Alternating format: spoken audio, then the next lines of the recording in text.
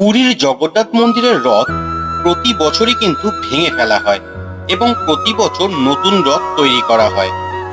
আসলে জগন্নাথ দেব যখন বলরাম এবং সুভদ্রার সঙ্গে গুন্ডিচা মন্দিরের উদ্দেশ্যে গিয়েছিলেন, কয়েকদিনের জন্য যাচ্ছি বলে লক্ষ্মী দেবীকে বলে গিয়েছিলেন, কিন্তু যথাসময়ে না আসায় লক্ষ্মী মাতা মনের কষ্টে তার কাছে যান।